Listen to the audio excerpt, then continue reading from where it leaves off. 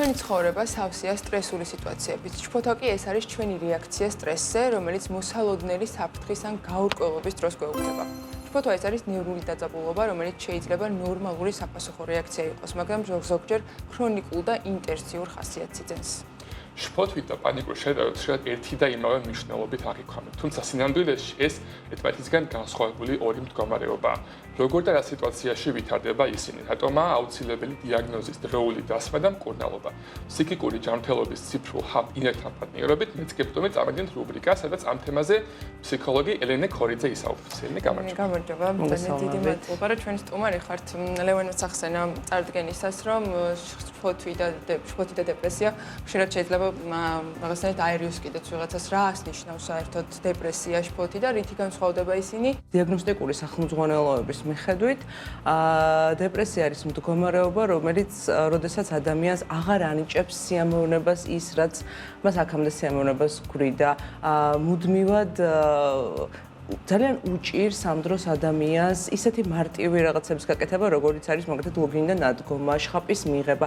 აი ასეთ ყოფით ცხოვრებაში შემოდის და ურთულდება მარტივი საქმე, ის რაც გქონია რომ მარტივი არის, გაცილებით უფრო რთული ხდება ასეთ დროს. ყოველდღიურობა აუტანელი არის, ადამიანი მუდმივად ცდილობს რომ იყოს მარტო, იზოლირდეს, ჩნდება ძილთან დაკავშირებული სირთულეები, რაღაც ემოციური გაშაშება, რომ თითქოს ვეღარაფერს ვეღარ გრძნობ და რაღაცნაირად შინაგანი სიცარიელე გაქვს. და შფოთვით მდგომარეობებს რაც შეეხება, გარდა იმისა, რომ აქაც თავს იჩენს ძილთან დაკავშირებული სირთულეები, ადამიანს უჭირს ჩაძინება განსხვავებით დეპრესიისა, იმიტომ რომ იქ უფრო მეტად ძილიანობა იმატებს.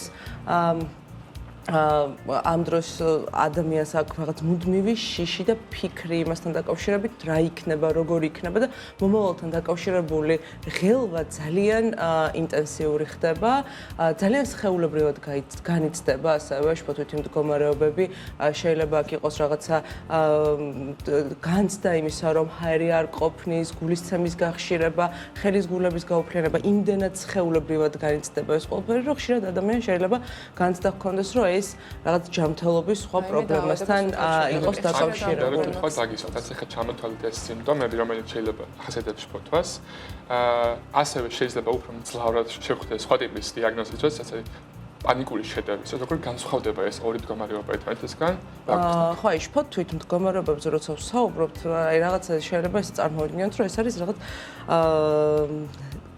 ძალიან ბევრი რამის ერთობლიობა, ეს მოიცავს გენერალიზებულ შფოთვით აშლილობას, პანიკურ აშლილობას, მათ შორის სპეციფიკურ ფობიებს, ობსესიურ-კომპულსიურ აშლილობას. ეს სპეციფიკური ფობიები განსაკუთრებით გავრცელებული იყო, შეიძლება მწერების შიში იყოს ეს, ან კლაუსტროფობია, დახურული სივრცის შიში, აგორაფობია, როდესაც ხალხმრავალ სიტუაციაში ადამიანი ასე ვთქვათ თავს გრძნობს დაუცვალად, მაგრამ ზოგადად ყოველთვის ეს არის, რომ შფოთვა უკავშირდება უსაფრთხოების განცდის არარსებობას და როცა პანიკურ შეტევებზე მეკითხებით, პანიკური შეტევები არის შფოთვითი მდგომარეობების, ასე ვთქვათ, ნაწილი არის და თუ კი ეხლა ჩვენ ვსაუბრობთ, როცა ვსაუბრობთ შფოთვით მდგომარეობებზე, მაგრამ შფოთვა ხო ზოგადად რაღაც ყოფით ცხოვრებაში, რაღაც განუყოფელი ნაწილი არის, ხო ვშფოთავთ, ბუნებრივად ვშფოთავთ, როდესაც მაგალითად არ ვიცი, შეიძლება სიტყვით უნდა გამოვიდეთ სადმე, ან ვემზადებით ძალიან მნიშვნელოვანი გამოცდისთვის სიტყვაზე ძალიან და ეს შფოთვა ბუნებრივად იმატებს ჩვენს ორგანიზმში, იმიტომ რომ ამ დროს რაღაც ბიოქიმიურ დონეზე ცვლილებები მიმდინარეობს, ხო? რაღაც უფრო მეტად გამოიყოფა კორტიზოლი, რომელიც ხელს გვიწყობს, რომ უფრო ფხიზლად ვიყოთ და უფრო მეტად მოვბილიზდეთ იმ კონკრეტულ სიტუაციაში, რაც გვეხმარება, რომ ვიყოთ პროდუქტიულები, ეფექტურები. ამ დროს ჩვენი ნერვული სისტემის სიმპათიკური და პარასიმპათიკური ნერვული სისტემები მოქმედებენ, ხო? სიმპათიკური ნერვული სისტემა გვეხმარება რაღაცნაირად უფრო ვიმოქმედოთ, ვიყოთ რაღაც სიფხიზლის მდგომარეობაში. და პარასიმპათიკური ნერვული სისტემა გვეხმარება, რომ მოვდუნდეთ, დავუშვიდეთ და ასე შემდეგ. მაგრამ ეს ყველაფერი ხდება მაშინ, როდესაც ვართ ტოლერანტობის ფანჯარაში. როდესაც გარემოში სტრესორები ძალიან ხანგრძლივად მიმდინარეობს და ძალიან, ასე ვთქვათ, გახანგრძლივებული პერიოდის განმავლობაში ხდება ჩვენს ცხოვრებაში, მაგალითად ის, რაც ახლა ჩვენს ქვეყანაში ხდება, თითოეული ჩვენგანი ცხოვრობთ გახანგრძლივებული რაღაც სტრესის მდგომარეობაში და ბუნებრივად ხანდახან გავდივართ აი ამ ტოლერანტობის ფანჯრიდან, ან ზემოთ, ან ქვემოთ. ზემოთ გასვლა ნიშნავს იმას, რომ შეიძლება უფრო მარტივად გამოვიდე წყობილებიდან, უფრო მეტად მომემატოს, ასე ვთქვათ, შფოთვის დონე ორგანიზმში. ხშირად შეიძლება მაწუხებდეს პანიკური შეტევა, რაც ძალიან უეცარი ინტენსიური, აი შფოთვა და პანიკური შეტევა ამით ინტენსივობით და ხანგრძლივობით განსხვავდება ერთმანეთისგან. მოკლე ხანგრძლივობა აქვს პანიკურ შეტევას. პანიკურ შეტევას უფრო ხანმოკლე არის თავისი, ასე ვთქვათ, ხანგრძლივობით, მაგრამ ინტენსივობა ძალიან მაღალი აქვს, იმიტომ რომ ის ძალიან უცაბედად იწყება, თუმცა ყოველთვის აქვს მას წინაპირობა, ესე არ ხდება, რომ მოწმენდილცაზე უცებ პანიკური შეტევა დამემართა. მე ნიშანი არის ის შეიძლება რომ განვასხვაოთ, რომ აი რაღაცნაირად მივხვდი, რომ აი ხა პანიკური შეტევა დამეწყო და ეხა უბრალოდ შფოთავ. რა თქმა უნდა, ამ ნიშნებზე დაკვირვება ძალიან მნიშვნელოვანი არის, ყველას სხვადასხვანაირად ეწყება, მაგრამ აი ყოველთვის იწყება რაღაც სხეულებრივი შეგრძნებით, ხო, რომ მაგალითად აი გულისცემა გამიხშირდა, ან ჰაერის უკმარისო, ვარ რაღაცა ესეთ სიტუაციაში, მაგალითად რაღაც დახურულ სივრცეში. და აი უცებ რაღაც გრძნობ, რომ უჰაერობა არის და სხეულებრივად რაღაც გულისცემა გამიხშირდა. ამ დროს მოდის ფიქრი, რომ ვაიმე, ახლა გული წამივა, ან მოკვდები. ყოველთვის რაღაც მსგავსი შინაარსის ფიქრთან არის დაკავშირებული პანიკური შეტევა, რომ აი სიკვდილის შიშთან, გულის წასვლის შიშთან, ან ვაიმე შეიძლება გავგიჟდე. ახლა აი ამ ტიპის ფიქრები არის წამყვანი, რაც შემდეგ აძლიერებს სხეულებრივ შეგრძნებას და თუ კი ერთ-ერთი მთავარი სწორედ ეს არის, რაც თერაპიაზე მისვლისას და ფსიქიატრთან მისვლისას ფსიქოგანათლების ნაწილი არის ძალიან მნიშვნელოვანი, რომ ადამიანს ვასწავლოთ, როგორ შეიძლება ამოიცნოს, ასე ვთქვათ, როგორ იწყება, საიდან იწყება, რა არის ის სიტუაცია, რომელიც მას აპროვოცირებს ერთი და რა სიგნალებია, რითიც ეს ყველაფერი იწყება. შეიძლება ეს იყოს ხელის გულების გაუფრიანება, ან კანკალი და აი რისი გაკეთება შემიძლია, სანამ აი ეს პანიკური შეტევა, ასე ვთქვათ, პიკს მიაღწევს და სრული კოლაფსი მოხდება ორგანიზმში, იმიტომ რომ თავისი ხანგრძლივობით 10 წუთი არის ეს მაქსიმალური პერიოდი და რაღაც 20 წუთის განმავლობაში უკვე ორგანიზმი მშვიდდება, თუმცა ძალიან გამომფიტავი არის, როდესაც ადამიანს ხშირად აქვს პანიკური შეტევა, ყველა ამბობს ხოლმე, რომ აი ძალიან დავიყალე, თითქოს რაღაცა უზარმაზარი რამ გავაკეთეთ. იღლება ორგანიზმის დაღლასაც იწვევს. ეხლა რომ საუბრობდით ამ ყველაფერზე, მე გამახსენდა, რომ ძალიან ბევრჯერ უამრავი სასარგებლო და არასასარგებლო რჩევები მიგია ხოლმე ინტერნეტისგან ჩემი დაგუგლის შემდეგ და არსებობს ესეთი ტერმინი კიბერქონდრია, როდესაც ადამიანები ძალიან ინტენსიურად ეკითხებიან Google-ს და უკვე რეალურ ინტელექტს, ანუ ChatGPT-ს ან სხვა ნებისმიერ tools და აი ამ დროს რამდენად შეიძლება ამ ყველაფრის გაკეთება და თუ მე როგორც ვიცი, ზოგადად სპეციალისტები ხშირად არ ურჩევენ ხოლმე, იმიტომ რომ შფოთი შეიძლება გააძლიეროს. მე პირადად არ გავუწევდი რეკომენდაციას მუდმივად ონლაინ სხვადასხვა პლატფორმაზე, რომ გავეცნოთ სხვადასხვა ინფორმაციას. ერთი მხრივ, როდესაც მიდიხარ სპეციალისტთან, სპეციალისტი იმდენად სიღრმისეულად სწავლობს შენს, ასე ვთქვათ, მდგომარეობას, იქნება ის ფიზიკურ ჯანმრთელობასთან დაკავშირებული, რაღაცად შენი რაღაც ბავშვობის გამოცდილება როგორი არის, იმიტომ რომ ყოველთვის სიმპტომი, როდესაც ჩნდება, ამ სიმპტომს თავისი წარსული აქვს, საიდან მოდის და ამასაც მინდა რომ შევეხოთ ცოტა ხანში, იმიტომ რომ ხანდახან ამ სიმპტომს განკლავების მექანიზმის ფუნქცია აქვს. ადამიანს რომელსაც აქვს ჯანმრთელობასთან დაკავშირებული შფოთვა, მან სამედიცინო გამოკვლევებით ჩაიტაროს, რომ გამოირიცხოს თუ კი რაიმე სომატური, ასე ვთქვათ, რეალური საფუძველი აქვს ამ ყველაფერს და შესაბამისი მკურნალობა დაინიშნოს. ელენა, რასაც აუცილებლად მინდა რომ შევეხოთ, არის ბევრი ადამიანის ინსტინქტური რეაქცია შფოთვაზე. რომ რაც შეიძლება კომფორტულ გარემოში გააქცევო არსებობა, რომ აერიდო ეს ტრიგერები და ეს გამომწვევი, იქნება ეს გარემო ფაქტორები, იქნება ეს უბრალოდ მდგომარეობა, რომელშიც არსებობს თუ ადამიანები, რომელიც იწვევენ ამ შფოთვას ხანდახან.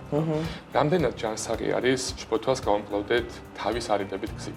და საჭიროა თუ არა რომ წინ დავუდგეთ ჩვენი ოშიშებს. მაგალითად ეს შეიძლება იყოს რაღაც ავტობუსით მგზავრობა, შეიძლება იყოს ხალხმრავალ ადგილას გასვლა, შეიძლება ეს იყოს სამსახურში მისვლა და ბევრი ასეთი სოციალური სიტუაცია, რაც ადამიანს შემდეგ რაღაცნაირად თითქოს ეგრეთ წოდებული დაცვითი ქცევა, დაცვითი არა მაინც და მაინც კარგი გაგებით ყალიბდება, რომელიც ადამიანს უბიძგებს, რომ დარჩეს სახლში იზოლაციაში, იმისთვის, რომ აირიდოს თავიდან ის, რაც შეიძლება მას იმ სიტუაციაში დაემართოს. თითქოს ეს რაღაცნაირად ილუზიას ქმნის, რომ კი ეხმარება ადამიანს, თუმცა ხანმოკლე პერიოდით გრძელვადიან პერსპექტივაში ეს ყველაფერი კიდევ უფრო მეტად აღრმავებს ერთი მხრივ შფოთვით მდგომარეობას და მეორე მხრივ ხშირად ძალიან გადადის ასე ვთქვათ დეპრესიულ მდგომარეობაშიც და როგორც წესი შფოთვითი მდგომარეობები და დეპრესია ძალიან ასე ვთქვათ გვერდ არსებობენ და გამომწვევი იყოს ხო როგორც დიახ ახლა როდესაც ადამიანი მუდმივად იზოლაცია ეს არ არის ასე ვთქვათ დამხმარე ქცევა რომ მაგალითად მე ბოლოს რაღაც ავტობუსში ავედი და დამემართა პანიკური შეტევა და მოდი ავტობუსით აღარ ვიმგზავრებ ხო ანუ რაღაცნაირად ნელ-ნელა იმდენად გიზღუდავს არეალს სად წახვიდე, სად არ წახვიდე, რომ ფაქტობრივად ადამიანი ბოლოს რჩება სახლში, რომ მაქსიმალურად აირიდოს ყველა დამატებითი, ასე ვთქვათ, სტრესორი ტრიგერი, რასაც დავარქმევთ და ამ სრულ იზოლაციაში წასვლისას კიდევ უფრო წვავდება მოკლედ ეს მდგომარეობა.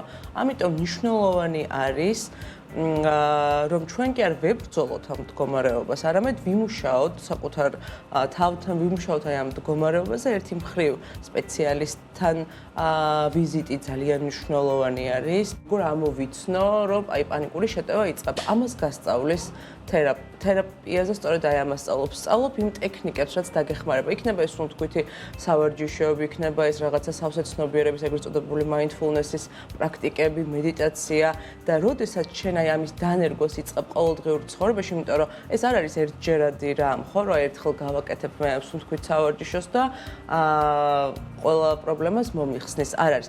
საკუთარ თავზე ზრუნვა, საკუთარი თავის მიმართ რაღაცნაირი თანამგზნობი, მიმღები, არაგანშჭითი დამოკიდებულების ჩამოყალიბება და ამ სავარჯიშოებით, ამ პრაქტიკების, ტექნიკების არა მხოლოდ მას, როდესაც პრობლემა მაქვს, არამედ მშვიდ მდგომარეობაშიც მათი გამოყენება, მათში ვარჯიში არის გარანტია იმისა, რომ მე, როდესაც ვიგრძნობ, რომ აი ეს იწყება, ხო? აი გულისცემა რომ გამიხშირდება და ვიცი რომ აი შემდეგ ეს ფიქრი მოვა, მე უკვე ვიცი რისი გაკეთება შემიძლია. ხშირად არსებობს წარმოდგენა ხალხში თერაპია არის უბრალოდ მისვლა და საუბარი.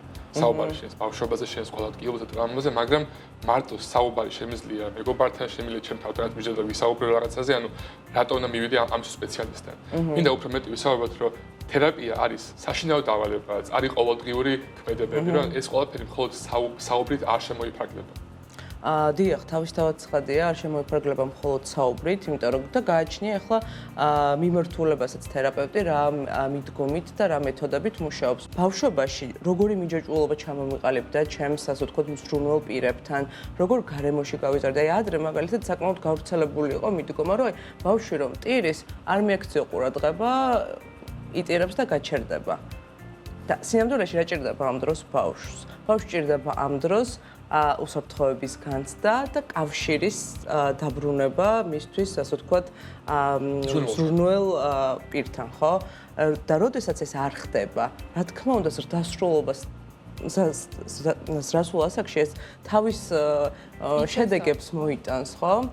იმიტომ რომ შფოთვა თავიდან ბოლომდე არის უსაფრთხოების განცდის არარსებობა და მასთან დაბრუნება არის მნიშვნელოვანი, საკუთარ თავთან დაბრუნება არის მნიშვნელოვანი და როგორი გარემო იყო, სადაც გავიზარდა, ამასაც სჭირდება, ასე ვთქვათ, გაანალიზება, რომ ამოხსნას ადამიანმა რას უკავშირდება ეს ყველაფერი. ძალიან ბევრნაირი სხვადასხვა სტრატეგია არის, რომელსაც გამოცდილ თერაპევტთან ერთად გადის ადამიანი, რომელსაც აქვს ეს სიფთულეები, რომელიც ნამდვილად არ არის განაჩენი, ხო? ამის მართვა შესაძლებელი არის, ამაზე მუშაობა შესაძლებელი არის და ყოველთვის ხელსაწყოები როცა გააქვს, შემდეგ უკვე კონტროლის განცდასაც იბრუნებ და უსაფრთხოების განცდასაც. უღრმესი მადლობა. მე მგონი ყველაზე ერთ-ერთი ყველაზე მნიშვნელოვანი თემა. ყველას მეტნაკლებად უკვე მე მგონი თანამედროვე რეალობაში საუბრობენ მაინც ადამიანები უკვე თავიანთ მეტალურ ჯანმრთელობაზე კი არსებობს სტიგმები, მაგრამ ამ თემაზე ხშირად მესმის ხოლმე სხვადასხვა აზრები და კარგია რომ ჩვენს მაყურებელს გავაცანით. ძალიან დიდი მადლობა. მადლობა.